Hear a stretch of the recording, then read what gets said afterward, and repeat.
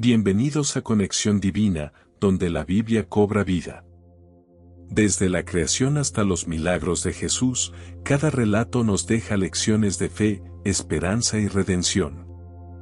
Acomódate y sumérgete en esta historia transformadora. Bienvenido a un viaje hacia lo más profundo de tu existencia. Hoy exploraremos una de las verdades más reveladoras de la palabra de Dios, la diferencia y función del cuerpo, el alma y el espíritu. ¿Alguna vez te has preguntado si hay algo más en la vida que lo que ves y tocas? ¿Y si tu existencia es mucho más grande que el cuerpo físico en el que habitas? La realidad es que somos seres sumamente complejos y la Biblia nos muestra que estamos formados por tres partes esenciales. Pero, ¿qué significa esto? ¿Cómo se relacionan entre sí y, lo más importante, cómo puede este conocimiento transformar tu relación con Dios y determinar tu destino eterno? Hoy profundizaremos en las Escrituras para entender el papel del cuerpo, el alma y el espíritu en nuestra vida y en la eternidad. Prepárate para un viaje de revelación que podría cambiar tu manera de ver la vida, la muerte y el propósito divino para el que fuiste creado. Si este mensaje toca tu corazón, compártelo con aquellos a quienes amas. Que la verdad se extienda para que más personas descubran su llamado espiritual y encuentren su destino en Dios. Muchos creen que el cuerpo, el alma y el espíritu son solo distintas formas de describir lo mismo, pero cuando analizamos la palabra de Dios, descubrimos una distinción fundamental entre ellos. El apóstol Pablo lo deja claro en 1 Tesalonicenses 5:23, que el mismo Dios de paz os santifique por completo, y todo vuestro ser, espíritu, alma y cuerpo sea guardado irreprensible para la venida de nuestro Señor Jesucristo. Aquí vemos que Pablo separa claramente el espíritu, el alma y el cuerpo, enfatizando que son entidades diferentes, cada una con un propósito específico en nuestra existencia. Para entender esto mejor, imagina que tu vida es un viaje. Así como un viajero necesita un vehículo, una brújula y un destino, nuestro cuerpo, alma y espíritu trabajan juntos para guiarnos hacia la eternidad. El cuerpo es la parte física y tangible de nuestra existencia. Es el instrumento a través del cual interactuamos con el mundo. Nos permite ver, tocar, sentir, movernos y comunicarnos. Sin embargo, la Biblia nos recuerda que este cuerpo es pasajero.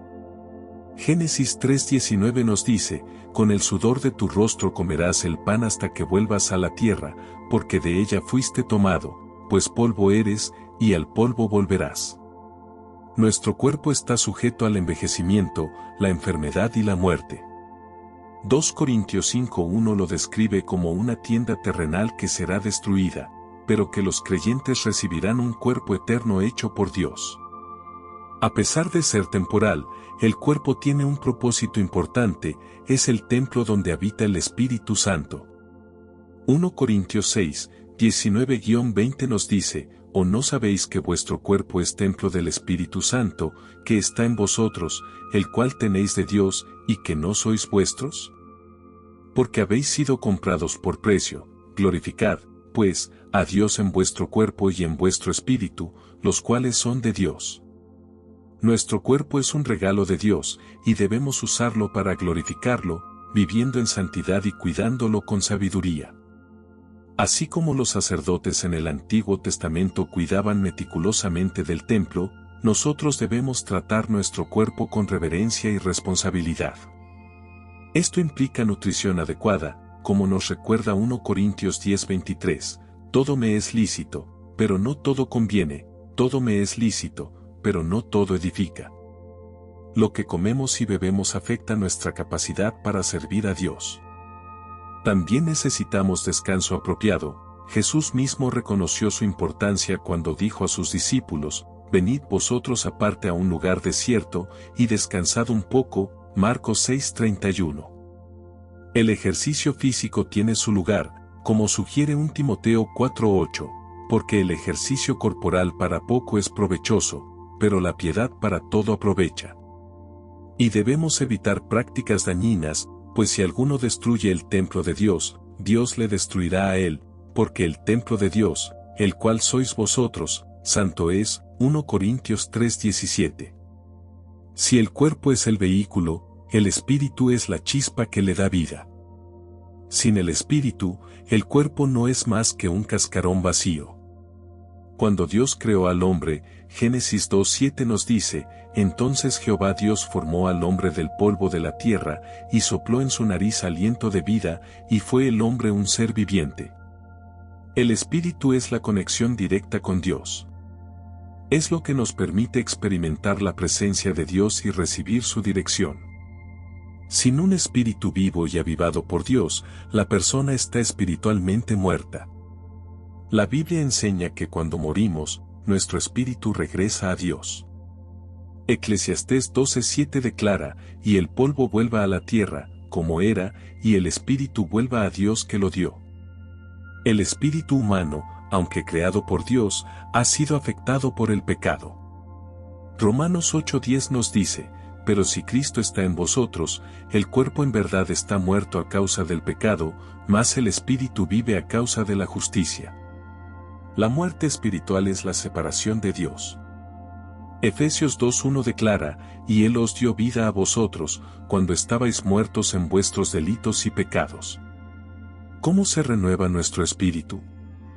A través del nuevo nacimiento, como Jesús dijo en Juan 3:5-6, de cierto te digo, que el que no naciere de agua y del Espíritu, no puede entrar en el reino de Dios. Lo que es nacido de la carne, carne es, y lo que es nacido del Espíritu, Espíritu es. También mediante la comunión con el Espíritu Santo, el Espíritu mismo da testimonio a nuestro espíritu, de que somos hijos de Dios, Romanos 8:16. La palabra de Dios es esencial, pues Hebreos 4:12 nos dice que la palabra de Dios es viva y eficaz, y más cortante que toda espada de dos filos, y penetra hasta partir el alma y el espíritu, las coyunturas y los tuétanos, y discierne los pensamientos y las intenciones del corazón. Y no olvidemos la importancia de orar en el Espíritu, orando en todo tiempo con toda oración y súplica en el Espíritu, Efesios 6:18. El alma es el asiento de nuestras emociones, pensamientos, voluntad y conciencia. Es donde experimentamos amor, gozo, tristeza y sufrimiento. Es lo que nos hace únicos. Salmos 42:11 expresa el clamor de un alma angustiada. ¿Por qué te abates, oh alma mía, y por qué te turbas dentro de mí? Espera en Dios, porque aún he de alabarle. El alma es eterna. Mateo 10:28 nos advierte, no temáis a los que matan el cuerpo, pero no pueden matar el alma, temed más bien a aquel que puede destruir el alma y el cuerpo en el infierno. Jesús nos mostró que nuestra alma tiene un destino eterno, que depende de las decisiones que tomemos en esta vida. El alma humana abarca nuestro intelecto, nuestra capacidad de razonar, pensar y discernir. Romanos 12:2 nos exhorta, no os conforméis a este siglo, sino transformaos por medio de la renovación de vuestro entendimiento, para que comprobéis cuál sea la buena voluntad de Dios, agradable y perfecta. También incluye nuestras emociones, nuestros sentimientos y reacciones internas. Proverbios 4:23 aconseja, sobre toda cosa guardada, guarda tu corazón, porque de él mana la vida. Y abarca nuestra voluntad, nuestra capacidad de elegir y decidir. Josué 24:15 nos desafía, escogeos hoy a quien sirváis, pero yo y mi casa serviremos a Jehová. Muchas personas cargan con heridas emocionales profundas que afectan su capacidad para experimentar plenamente el amor de Dios y relacionarse saludablemente con los demás. La Biblia nos asegura que Dios puede sanar estas heridas. Él sana a los quebrantados de corazón, y venda sus heridas, Salmos 147:3. El proceso de sanidad del alma incluye reconocer el dolor, como David expresó honestamente en los Salmos, mi alma está muy turbada, y tú, Jehová, ¿hasta cuándo? Salmos 6:3. También debemos perdonar a quienes nos han herido, y cuando estéis orando, perdonad, si tenéis algo contra alguno, para que también vuestro Padre que está en los cielos os perdone a vosotros vuestras ofensas. Marcos 11:25. Necesitamos recibir el consuelo del Espíritu Santo. Bendito sea el Dios y Padre de nuestro Señor Jesucristo, Padre de misericordias y Dios de toda consolación, el cual nos consuela en todas nuestras tribulaciones. 2 Corintios 1, 3-4. Y es esencial renovar la mente con la verdad, y conoceréis la verdad, y la verdad os hará libres. Juan 8:32. Jesús nos enseñó en Lucas 16, 22-23 la historia del hombre rico y Lázaro. Mientras que Lázaro fue llevado al seno de Abraham, el hombre rico fue atormentado en el infierno. Esto nos deja una pregunta clave: ¿dónde pasará tu alma la eternidad? Cada día tomamos decisiones que afectan nuestra eternidad. No se trata solo de vivir bien en este mundo, sino de asegurarnos de que nuestra alma esté preparada para la vida eterna. Gálatas 6:8 nos dice: el que siembra para su carne, de la carne segará corrupción, mas el que siembra para el Espíritu, del Espíritu segará vida eterna. La Biblia habla claramente de un juicio final donde cada persona rendirá cuentas ante Dios, y vi a los muertos, grandes y pequeños, de pie ante Dios, y los libros fueron abiertos, y otro libro fue abierto, el cual es el libro de la vida, y fueron juzgados los muertos por las cosas que estaban escritas en los libros, según sus obras. Apocalipsis 20:12. Este juicio determinará el destino eterno de cada alma. Hay dos posibilidades: la vida eterna con Dios, como Jesús dijo: en la casa de mi Padre muchas moradas hay, si así no fuera, yo os lo hubiera dicho. Voy, pues, a preparar lugar para vosotros. Juan 14:2. O la separación eterna de Dios, e irán estos al castigo eterno, y los justos a la vida eterna. Mateo 25:46. La buena noticia es que Dios no quiere que nadie perezca. El Señor no retarda su promesa, según algunos la tienen por tardanza, sino que es paciente para con nosotros, no queriendo que ninguno perezca, sino que todos procedan al arrepentimiento. 2 Pedro 3:9. Para vivir conforme al propósito de Dios, debemos cuidar todas las dimensiones de nuestro ser: el cuerpo, manteniéndolo saludable, usándolo para la gloria de Dios y no para el pecado; el alma, llenándola de pensamientos de bien, cultivando la gratitud, el amor y la santidad; y el espíritu, alimentándolo con la palabra de Dios, la oración y la comunión con Él. Jesús dijo en Mateo 4:4, no solo de pan vivirá el hombre, sino de toda palabra que sale de la boca de Dios. No podemos vivir solo del alimento físico. Nuestra alma y nuestro espíritu necesitan ser nutridos con la verdad de Dios. Vivir en equilibrio no es fácil. Pablo describe en Gálatas 5:17 una lucha constante, porque el deseo de la carne es contra el espíritu, y el del espíritu es contra la carne, y estos se oponen entre sí, para que no hagáis lo que quisierais. ¿Cómo podemos ganar esta batalla? Debemos crucificar la carne: con Cristo estoy juntamente crucificado, y ya no vivo yo, mas vive Cristo en mí. Gálatas 2:20. Necesitamos caminar en el Espíritu. Digo, pues, andad en el Espíritu, y no satisfagáis los deseos de la carne. Gálatas 5:16. Cuando nos sometemos al liderazgo del Espíritu Santo, recibimos la fuerza necesaria para resistir las tentaciones. Es vital renovar nuestra mente: transformaos por medio de la renovación de vuestro entendimiento. Romanos 12:2.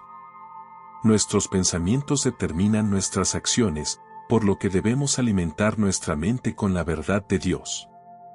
Y no olvidemos practicar la disciplina espiritual: todo aquel que lucha, de todo se abstiene. 1 Corintios 9:25. La oración, el ayuno, el estudio de la palabra y la adoración fortalecen nuestro espíritu para que podamos someter los deseos de la carne. Cuando vivimos en equilibrio, cuidando las tres dimensiones de nuestro ser, experimentamos los frutos del Espíritu descritos en Gálatas 5, 22-23, mas el fruto del Espíritu es amor, gozo, paz, paciencia, benignidad, bondad, fe, mansedumbre, templanza, contra tales cosas no hay ley. Esta vida abundante se manifiesta en relaciones saludables, por esto conocerán todos que sois mis discípulos, si tuviereis amor los unos con los otros, Juan 13:35. También se refleja en una paz interior, la paz de Dios, que sobrepasa todo entendimiento, guardará vuestros corazones y vuestros pensamientos en Cristo Jesús, Filipenses 4:7. Nos da un propósito claro, porque somos hechura suya, creados en Cristo Jesús para buenas obras, las cuales Dios preparó de antemano para que anduviésemos en ellas, Efesios 2:10. Y nos permite ser un testimonio poderoso, vosotros sois la luz del mundo. Así alumbre vuestra luz delante de los hombres, para que vean vuestras buenas obras, y glorifiquen a vuestro Padre que está en los cielos, Mateo 5, 14,16. El crecimiento espiritual es un proceso continuo. No ocurre de la noche a la mañana, sino que se desarrolla a lo largo de toda nuestra vida. 2 Corintios 3:18 describe este proceso. Por tanto, nosotros todos, mirando a cara descubierta como en un espejo la gloria del Señor, somos transformados de gloria en la misma imagen, como por el Espíritu del Señor. Este proceso de transformación incluye varias etapas, comenzando con la justificación, que ocurre en el momento de nuestra conversión. Romanos 5:1 nos dice, justificados, pues, por la fe, tenemos paz para con Dios por medio de nuestro Señor Jesucristo. En este momento, nuestro espíritu es vivificado, y recibimos una nueva naturaleza. 2 Corintios 5:17 declara, de modo que si alguno está en Cristo, nueva criatura es, las cosas viejas pasaron, he aquí todas son hechas nuevas. Luego viene la santificación, que es el proceso continuo mediante el cual somos transformados a la imagen de Cristo. 1 Tesalonicenses 4:3 afirma, la voluntad de Dios es vuestra santificación. Este proceso implica morir al yo, con Cristo estoy juntamente crucificado, y ya no vivo yo, mas vive Cristo en mí, Gálatas 2:20. También requiere renovar la mente, no os conforméis a este siglo, sino transformaos por medio de la renovación de vuestro entendimiento, Romanos 12:2. Y nos llama a producir fruto, en esto es glorificado mi Padre, en que llevéis mucho fruto, y seáis así mis discípulos, Juan 15:8. Finalmente, está la glorificación, que es la etapa final de nuestra salvación, cuando recibiremos cuerpos glorificados. Filipenses 3, 20-21 promete, mas nuestra ciudadanía está en los cielos, de donde también esperamos al Salvador, al Señor Jesucristo, el cual transformará el cuerpo de la humillación nuestra, para que sea semejante al cuerpo de la gloria suya, por el poder con el cual puede también sujetar a sí mismo todas las cosas. Romanos 8:30 muestra esta progresión completa, y a los que predestinó, a estos también llamó, y a los que llamó, a estos también justificó, y a los que justificó, a estos también glorificó. Bienvenido a un viaje hacia lo más profundo de tu existencia. Hoy exploraremos una de las verdades más reveladoras de la palabra de Dios, la diferencia y función del cuerpo, el alma y el espíritu. ¿Alguna vez te has preguntado si hay algo más en la vida que lo que ves y tocas?